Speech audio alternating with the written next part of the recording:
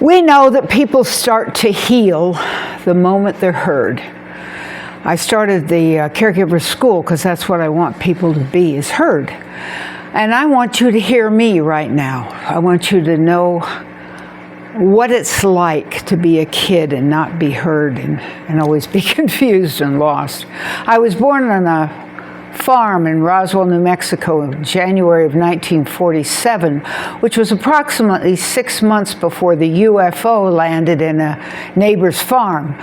And my dad went over to check it out. So he was handling everything and looking at everything, and he came back and decided that he should let the government know, because he was in the Army Air Corps, and he'd gotten out in order to get pregnant because he felt like maybe the stress of the job and all of the demands of being a military wife was too much for my mother, and that maybe getting her out, into a farm, which is something he knew he would enjoy, would make it more likely she would get pregnant. She was only 21 when they married, so there shouldn't be any reason why they couldn't have the 6 tall sons that they dreamed of. They really wanted to have sons. My father was the only son in his family, came from Poland, and he was only 5'6", and my mother was 6'1", and that was their whole attraction. It was wartime. Things were tough then, and they'd only known each other and met each other 28 days before they married, because they wanted to get really busy and create those sons, but that didn't happen. Actually, I was born 6 years after they were married, after trying so hard to have a child, and here was this UFO, and little did I know, of course I was only 6 months old, that was going to change our lives. They didn't realize it either. I don't think my father really realized it at first, but when he told the government that he'd found it, he had touched it, they immediately told him he had to come back to the military. Now, they gave him a little bit of time, and this was a lot of years ago, but that he had to come back. He had to be on a top secret clearance. He couldn't talk about what he saw. And right away, when he did come back, now there was a little break in there. I got to go visit my grandfather. It was one of the few times I ever saw him in my life. But there was this little break, but they put him right in the Korean War, and it was very, very dangerous where he was. It was really awful, and he was afraid that that's why he was there, is because they were hoping he'd be killed, and then all he'd have left is me and my mother, and there wouldn't be any problem with wiping us out so that they could go on and continue with saying that it was just a weather balloon, when it wasn't. It wasn't a weather balloon. It was a UFO. And whether there was an alien on it or not, I have no idea. But what my father said was the things that were there weren't from this world. And so after Korea, and when he came back home, he was really different, really different. He had PTSD. Everything, he was very edgy, irritable, and probably his concern about the whole thing with having to be in a dangerous spot I had him really concerned. And so what they did was they made him go and be in the sacrifueling team, which was run by General Curtis LeMay, who was the protagonist on the Dr. Strangelove movie. And because of that, he was in dangerous situations all the time. And he just felt like that was all there because he was supposed to be wiped out. Now, I was a funny kid. My mother loved to talk about the fact that not only did Dad give me all these little bunnies, young bunnies to play with in the house when we were at the farm, but I also had a goat and a lamb that I brought in, and I still bring dogs in the house all the time. And people think I'm really strange about that, but that's just who I am. But I also was into insects. I used to stick my finger in the hole and look at the insects. When I was 3 years old, I was still doing that. But it was shortly after that they started lining us up the Korean War was over and my dad came back, and then it was time to start traveling. And By the time I was in second grade, it was just a blur, just a blur. The only reason that something is really, really clear to me is that I was, the first day of school, I was always the new kid, the tall kid, the funny named kid, and the military kid, and I was just weird. It was hard. It was really hard. But I went into this one school, and it was the very first day of school, and they put this research test in front of me, and I took it. And they got back to me real fast. They got back to my parents. We hadn't moved yet, and we'd only stayed anywhere 2 months. It was as little as 2 days. For 22 times in 22 months, General Curtis LeMay moved us, and that's why they called him Curtis the Homewrecker LeMay. For the sacrificial team. It was during the Cold War. This was right after World War II and the Korean War, and then, the Cold War. And I remember sitting there and wondering what was going on, because they made me come back to a meeting with my parents and with the same book in front of me. And there were two men in suits and my teacher and my parents. And I felt really scared. I was only about 7 and in second grade, and a man came over and he showed me the question he wanted me to answer. And I don't remember the question, but I clearly remember the answer. I said to the man, well, this is the answer, because it's my dad checking the oil in the engine of the car. I mean, I was living in a car. All we did was move from one place to another for 22 months. And Dad was always checking the oil, making sure that the car was okay. So that was the answer. And they fumbled and carried around and left. And it was months later, a letter finally caught up with us from the people who had done that. And they said that was the lowest possible answer to the question, and because it made so much sense what I said, they gave me 100% on the test, and that from now on, when I went to schools, I should show the paperwork that I was a gifted student. Well, now I was not only the tall student, and the one with the funny name, and the one that was always new, and the gifted, which really it didn't help my life any, because there was just so much confusion and so much of a blur, and I never had friends or relatives or anybody around me, and there was just so much time where I felt so much like I was out of place. I was just different. I was too different. I've made a couple videos on that concept of being just too different. And then I was also the sick person. The ages 5, 6, 7, 8, and into 9, it was the end of 5, I had rheumatic fever. The rheumatic fever epidemic had come out in the 1950s, and so had the polio epidemic. Some of my friends had polio, and they were in iron lungs, so I felt really lucky that I was just sick from time to time. But I would have I'd be fine. 10 minutes later, I'd have 106 fever, and my muscles would jerk, and I'd be sore. Oh God, my shoulders and arms and elbows and any joint was just sore, and they would take me in and they would put these icky things on me. They're different today. They'd feel like sandpaper was rubbing on all my points where they would check my heartbeat, and I was just in and out of the base hospital for 4 years, and they kept saying that, I was really sick. I found out later that the predicted death was 5 to 30. Well, I already knew that my grandmother had died of breast cancer 2 months before I was born. So hearing this, I figured, well, maybe I'll make it to 50.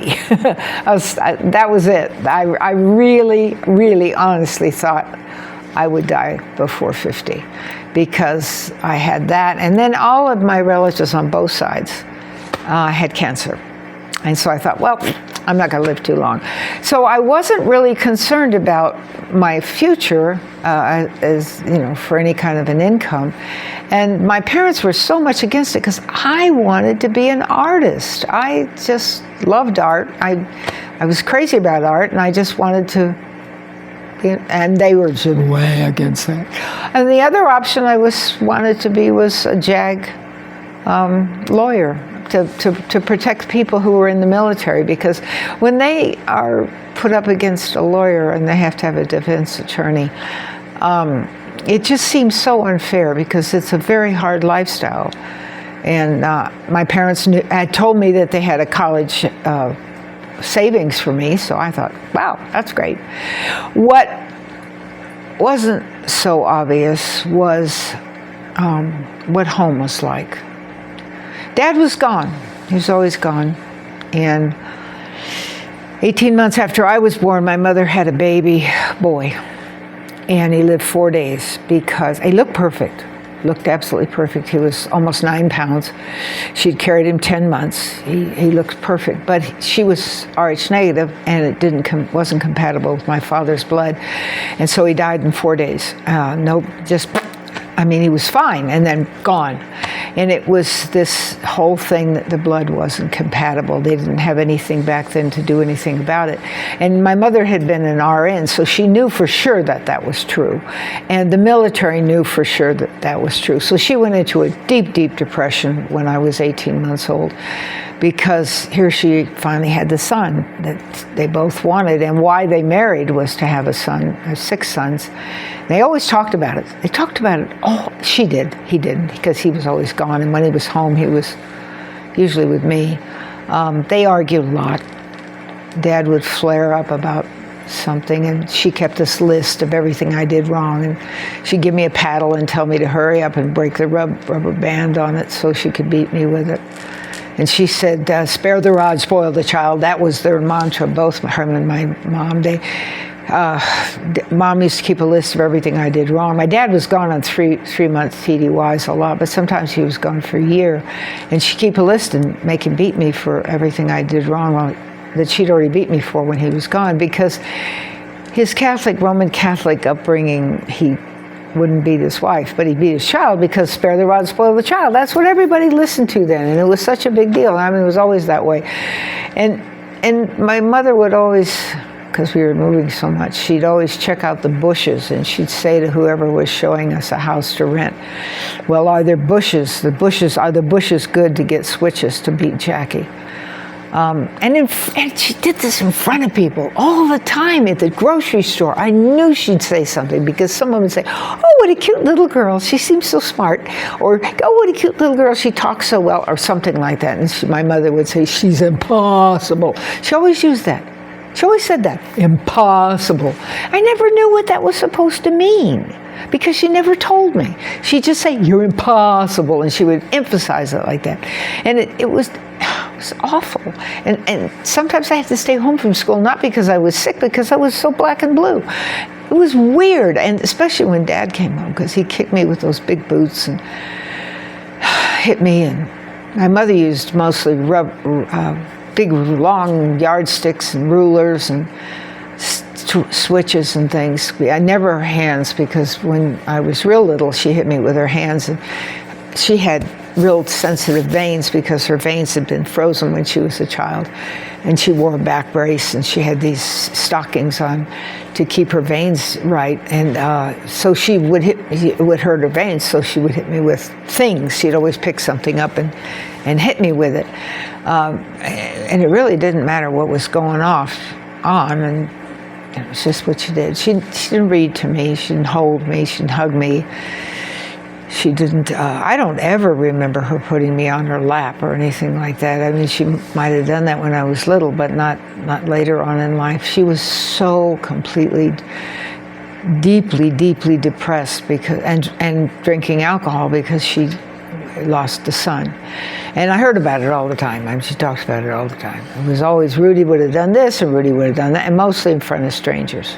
That's when she would really go into that. When in the grocery store line, it would just never be that she wouldn't get into that. If anybody mentioned anything about me, she would start in on that. And it was so hard, because when Dad was home, we would do things together. We would go camping. We also camped between the trips, because camping was an opportunity to not pay money, and we had little propane stove, and we'd cook on the side of the road and camp on the side of the road. It was always noisy too. I hated that, and the smell of cars and diesels and trucks and buses and all that. But that's where he would do it. He would just pull over on the side of the road and we'd camp, and then that way he could save the allotment money that he got for a hotel to go from one place to another. And he also didn't have to be concerned about driving when he was tired, because as soon as he got tired, we'd camp. And then he'd always talk to me about all the different things in nature, whatever it was we were doing, and he'd point out different things in nature, and he'd talk to me about how it had to look like we weren't there when we leave, because that would mean that we'd upset the animals. And he was just so into nature, and he'd had that farm and he lost it, and he and Mom didn't get along, and so I think there was a great deal of sadness when that came to it too. So I remember he had influenced me so much that there was a time, let's see, it was between the time, we lived in Titusville because my parents bought a house there. That's where they wanted to retire, and then they rented it out. And it was time to move from there, and I was really big in the Girl Scouts and the Brownie Scouts and all the insects and all the different badges that I could get. So I worked really, really hard, and all my walls were filled with insect displays. And I had a budgie, a parakeet, and I had a tortoise, and I had a turtle, and I kept in my windowsill, I kept a chameleon. So I had all these different animals in that room. So when it was time to move that room, they came and asked what to do with the boys' room. I thought it was great, because if I was more like a boy, maybe they'd like me, And I always went fishing and camping with Dad, and he would always tell people I was his only son. And of course I had hair, I had long hair, and I was a little girl, but I always wore jeans, and I still do. Now I wear them because these are guaranteed for life, and I'm a deep ecologist, so I don't want stuff that's not really tough like me, because what I've discovered with all of this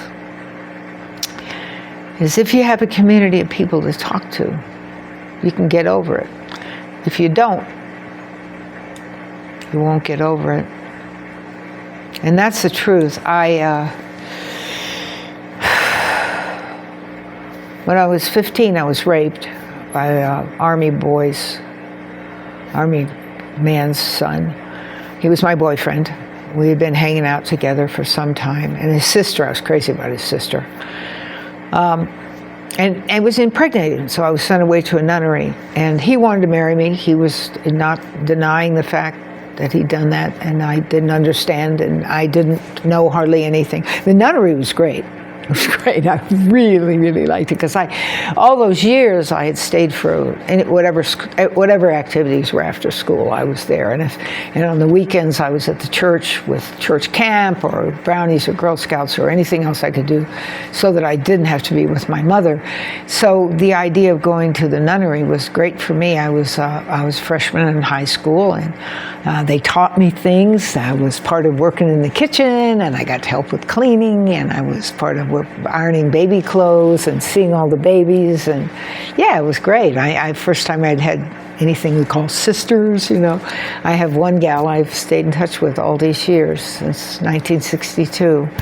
Yeah, it was really, really a special time for me. And Sister Superior and the priests, all of them, all the sisters, they believed me that I was raped. My parents kept saying, "No, you were raped. We're going to spend your college money. We're going to give your college money for going out and having fun and doing all kinds of things." And of course, I was beaten and all too, but that wasn't the hardest part for me. The hardest part for me was being in middle school and coming home with a straight A report card and having my father throw it in my face. "Why isn't it all straight A's?" he said to me. They were all A's. Some teachers don't give straight A's, or minus A's, or plus A's, or whatever. And that's what he said to me. That hurt me more than the beatings. Even when he beat me badly with an iron fly swatter. it really hurt me. I tried so hard in school. I thought if I was a really good student, maybe they'd like me. Like Dad would tell me he loved me, and he would take me camping and fishing. But not my mother. Nope. I was a roommate, an extremely annoying roommate. And when the time came, they never contacted me or anything when I was in the nunnery. They didn't call me or anything. But they showed up, boy, when it was time to have that baby. They were right there. And as soon as they told me I was in stirrups and everything, the conventional ways of having babies. And the first thing I heard was, we're going to have to break his collarbone. He was so big, and I was a kid. And they gassed me, and I was scared to death, So I didn't know what happened. It took me a while to wake up, and by the time I got back to the room, my mother was there, and she said, well, if it had been a girl, if it had been a girl, we'd have given her away. But since she's a boy, he's my son, and you can't do anything about it because you don't have any legal rights in the state. So there. So yeah, I went home with him, but it was worse than ever. Because I wasn't supposed to touch him, I wasn't supposed to be with him, I wasn't supposed to talk to my mother, I was just supposed to go to school. So I did. I went to school, I took extra classes, I took 0-hour classes, I took after-school classes, I took summer school classes, and even though I had missed a whole semester of school, I graduated in my junior year because I didn't need any more classes. I was an absolutely aced kid, It was easy. In my freshman year, I was taking senior algebra. I mean, I was a gifted kid, so I didn't have to worry about that kind of thing. And it was so sad for me because my college money was gone now, and I was gone, and I didn't know what to do. So my first date showed up just when my mother told him to show up, but she said, nope, we haven't eaten. You're going to have to wait. So he did. Then she said, nope, Jackie's got to wash the dishes. So he waited, and I did. Then she said, nope, there's a dirty dish here. I'm going to take all the plasticware out of the cupboards, and you got to wash all that. Well, by then I was pretty much a wreck. It was my first date. I finally had the son. And I can't tell you. I can't tell you what that was like. So we got out in the car, and we didn't go out to eat. I had no appetite, of course. He said, what on earth is wrong with your mother? Why is she so horrid to you? And I said, because I was raped and had a baby, and she wants me gone. Well, we dated for some time, and finally he asked me to marry him. And because I had fallen madly in love with his mother and father were such good people. His father was a pharmaceutical salesman, and his mother was a chocolate dipper. And she was the sweetest thing there ever was. Oh, I was so crazy about her. And so we married, we eloped. I moved in with her, just down the street from the school, wasn't a problem. I was still going to school, trying to get out of high school. And she was so good to me. She taught me how to wash clothes. She taught me how to iron better. I had ironed before. I was doing my mother's housework by the time I was 5. I did all the housework that was done between the ages of 5 and 15 because my mother just laid. She laid on the couch. She had a bad back, and so she laid on the couch. And anything I couldn't do for some ungodly reason, my father would do. So anyway, I didn't get to know those things, but between the nunnery and my mother-in-law, I did, and she was just wonderful. And then her grandma died, and then she'd left the house to the kids. So they said, well, you guys could live there. So we went in. I had this old-fashioned stove up on legs, and I had a pump house because it was originally, I had a pump house, old-fashioned sink, and oh, I loved that house. I just loved that house. It was, had a big old porch on it, but it was real little. But they still brought milk, and anyway, finally I got pregnant. It took a while. It's funny because the first one was, and anyway, I had a beautiful little girl, and the first thing I heard when she was born was, well, this one will never see her first birthday. Can you imagine? Here it was finally a real mom, with a real husband, and a real mother-in-law, and great father-in-law. And she'll never see her first birthday. Well, as it turned out, I was 19. I'd been married at 16. It was 3 years later. It wasn't quite 3 years later. It was just a little under that. I was stunned at the whole idea of feeling like I was going to lose her. And then she had a heart attack at 4.5 months. And that was awful, but he didn't go with me, and his parents didn't go with me, and my parents didn't. I was up in Children's Memorial Hospital by myself with my baby. And it was a really scary time. Her hips were this big, from the end of this thumb to the middle of this finger. That was it. That's what I did. I measured her hips, and I brought her home. She was 4 pounds, 13 ounces. And I kept her in an upright position because she had trouble with her stomach valve. It wouldn't close. And it was tough. The last day I was at Children's Memorial, she was in ICU there. We took her there, and I was so scared. I went in, the head of the hospital asked me to come in, and he said, your baby needs surgery. She's got 3 holes in her heart. Her stomach valve doesn't close. And I've got to tell you what to do, because she's too small. We can't operate on somebody that's 4 pounds. We just can't. He says, so I want you to take this digitalis, which is foxglove, it's an herb, and I want you to give it to her. Give her more if she falls over like she's exhausted.